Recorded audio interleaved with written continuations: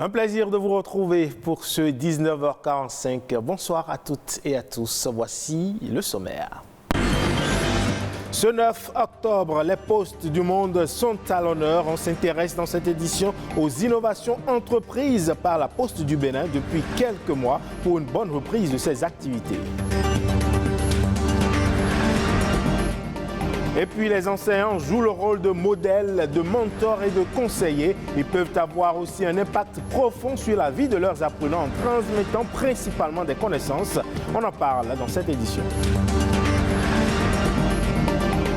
Et un téléphone intelligent qui parle 50 langues africaines. Il se nomme Open, conçu et assemblé en Côte d'Ivoire et accessible aux personnes analphabètes.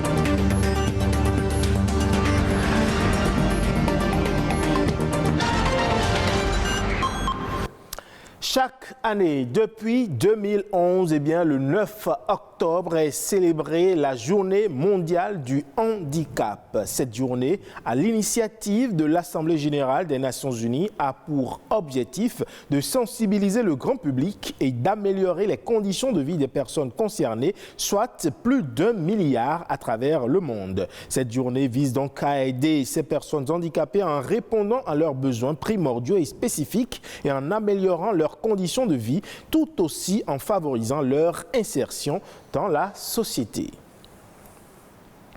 Depuis quelques mois maintenant, pour ne pas dire années, la quasi-totalité des entreprises ont vu leur activité ralentir. Certaines entreprises ont mis d'ailleurs la clé sous le paillasson, d'autres ont été obligées de se réinventer. C'est le cas de la Poste du Bénin qui a également trouvé le moyen de maintenir la prestation, ou plutôt de maintenir ses services au profit des communautés. Retour ici sur quelques innovations de la Poste du Bénin. Comme bon nombre d'entreprises de par le monde, le secteur postal du Bénin s'est retrouvé sous l'emprise de la pandémie du moment. Une crise sans précédent, aux conséquences effroyables. Nos chiffres d'affaires sont un peu en baisse. Nous avions remarqué que ceux qui viennent pour déposer des lettres à envoyer à l'étranger, ils deviennent de plus en plus rares. Un véritable mal-être pour la Poste du Bénin. L'entreprise publique se dépêche de trouver une stratégie de relance de ses activités. Elle se penche sur un fait paradoxal, la montée du service colis pendant la chute du service courrier, une conséquence du e-commerce. En septembre 2020, nous avons constaté que le trafic colis a augmenté de 15% par rapport à 2019. La Poste s'est dit alors, il faut se réinventer.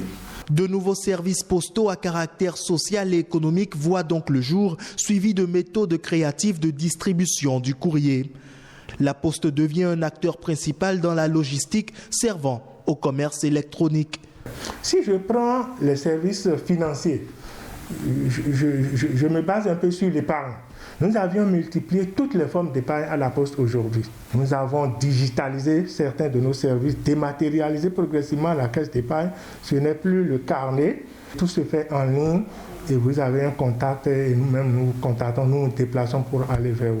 Avec le digital comme levier, la transformation numérique devient un véritable enjeu pour la relance de ces activités.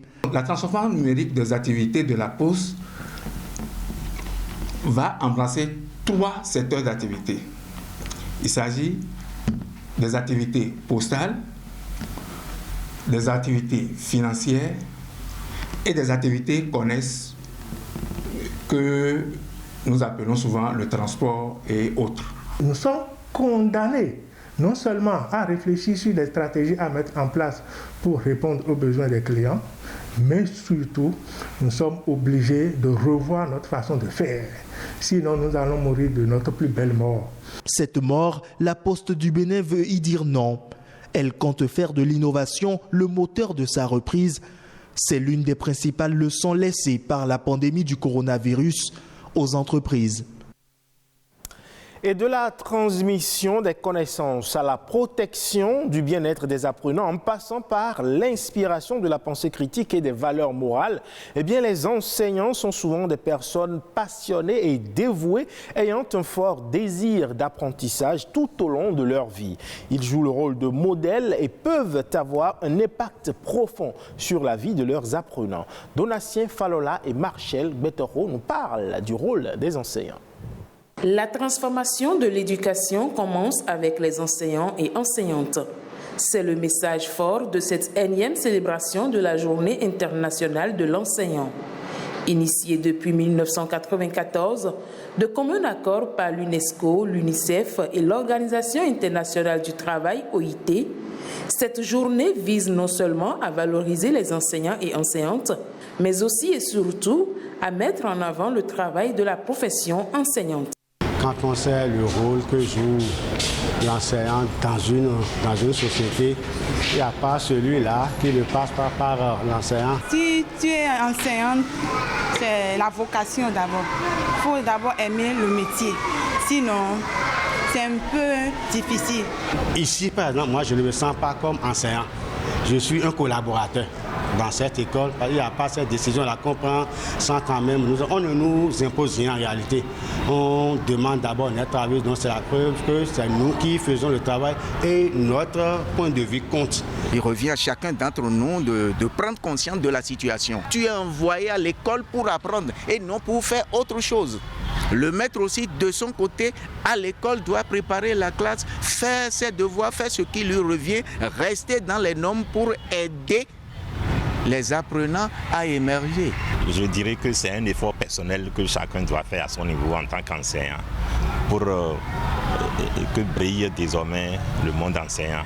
Pour y arriver, les acteurs du système éducatif ont besoin d'un accompagnement à divers niveaux.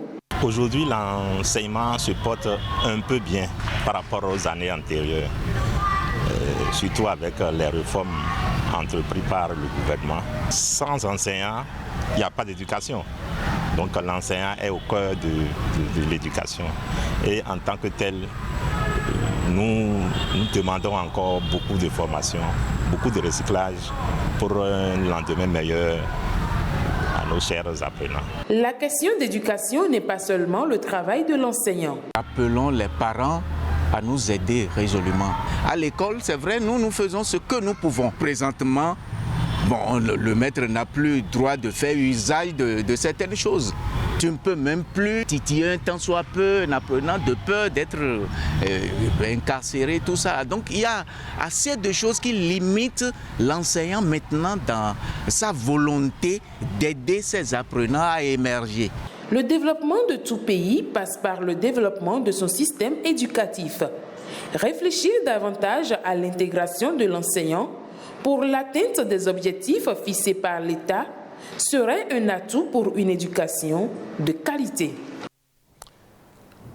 Effectuer des tâches de la vie quotidienne telles que comprendre un document ou consulter le solde de son compte est un casse-tête pour les personnes qui ne savent pas lire ni écrire. C'est l'une des raisons qui a poussé l'ingénieur béninois Alain Kakochichi à créer un nouveau téléphone portable adapté aux personnes analphabètes. Son assistant vocal permet d'accéder à toutes ces fonctionnalités et cela dans 50 langues du continent. Suivons plutôt.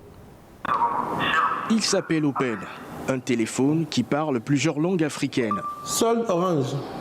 On me donne mon solde orange dans la langue baoulé. Ce téléphone portable a été conçu pour faciliter son usage aux personnes qui ne savent ni lire ni écrire. Pour les parents, c'est vraiment important parce que parfois on leur demande lequel numéro, ils ne peuvent pas dire parce qu'ils ne connaissent pas leur numéro. Okay. Et donc ici, quelle heure est-il par exemple? C'est des messages importants que nos parents sont obligés d'aller voir un petit frère ou bien leur enfant pour leur demander alors que c'est des informations qu'ils peuvent avoir à temps réel. Madeleine Zoupa, cliente et revendeuse, fait partie de ces personnes. Depuis qu'elle utilise le téléphone Open, elle n'a jamais eu de difficultés. Console orange. Ce téléphone, ça c'est facilité. Donc si je peux appeler mes parents, je peux parler en français, ça répond en moré, ça répond beaucoup de langues. Donc ça me plaît beaucoup. La fabrication du téléphone se fait à Grand Bassam, à l'est d'Abidjan. Alain Kapochichi, le concepteur, est d'origine béninoise. Il est le premier entrepreneur à avoir installé une usine d'assemblage d'ordinateurs en Afrique de l'Ouest. Pour son nouveau téléphone, il voit déjà grand. Au-delà des 50 langues que nous avons déjà faites, des 16 langues ivoiriennes, que nous puissions donc toucher 1000 langues africaines. Nous avons été très heureux qu'on a eu près de 2000 locuteurs qui sont donc enregistrés, avec lesquels nous travaillons aujourd'hui pour être capables de permettre à ce que les gens du Nigeria, des gens qui sont en Afrique du Sud, qui sont au Kenya, au Zimbabwe, à la Zambie, donc que ces gens-là puissent aussi utiliser leur téléphone, leur superphone, j'allais dire, avec leur langue, et qui déclenchent les actions de façon automatisée. Le téléphone Open est disponible sur le marché ivoirien à un prix qui varie entre 30 000 et 60 000 francs CFA, soit l'équivalent d'une somme comprise entre 45 et 91 euros. Sa commercialisation se fait déjà au Bénin, au Burkina Faso et en RDC. Et ce sera tout pour cette édition que vous pouvez retrouver sur nos différentes plateformes digitales, notamment sur le site de l'ORTB, www.ortb.bj. Merci à toutes et à tous. À bientôt.